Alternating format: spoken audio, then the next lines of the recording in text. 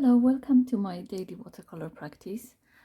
I have developed this habit of practicing some simple exercises every day in watercolor, and I found it super helpful. We are on day 27 already. Today I'm practicing value scales, but it will be a rather short lesson because I'm not feeling too well today. But I think it's important to continue even with a short lesson because, compounding effect, basically, it all adds up. So value scales, basically I will be painting, just doing swatches, adding more water as I go along to the same color. So I'm starting with a pale mix and then adding a little bit more paint. And so on and so on. It kind of might seem like, oh, well, what's the point of doing that? But if you think about it, it's basically like the basis of watercolor painting. It kind of helps you with water control, and that's really what watercolor painting is about. It also is helpful to remember what different kind of paint consistency you can achieve with watercolor.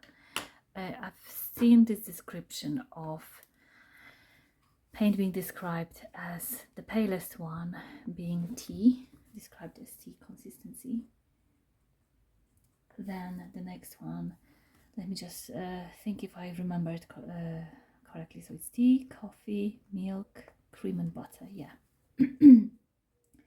So by describing paint this way, it kind of also helps me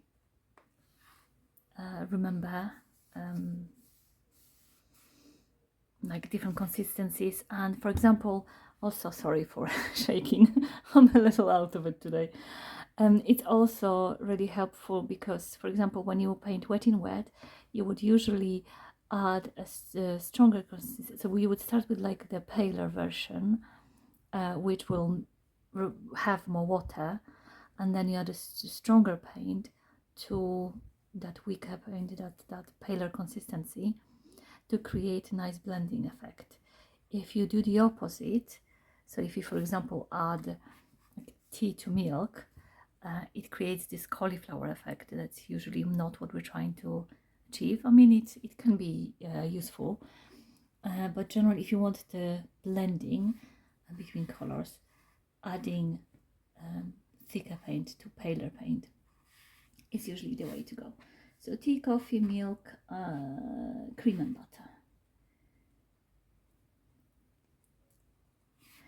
And I think this exercise really is just kind of to help me remember this. And another actually advantage of doing this exercise is you get familiar with your paint. Sorry. I think I'm just gonna do one page and I'm gonna have to lie down. But anyway, yeah, so for example, I remember the first time I painted with Viridian, I was I haven't used Viridian actually, this one was Hooker's Green. Yeah, let me just show you Viridian. Where is my Viridian? So originally, like when I first, okay, calm down. Take a deep breath, right? What I'm trying to say is some colors appear differently in, like, especially if you use it in different consistency, like the Viridian that I'm trying to talk about. I generally don't really like Viridian that much on its own, but when I first saw it in this pale consistency, I was quite surprised how nice it is. So what I encourage you to do is to try colors that you maybe even don't use often, or don't really feel like you like them much. You might be surprised that different consistency, they might actually appear different than what you expected. Right, so this is that one. I really like this pale version of Viridian.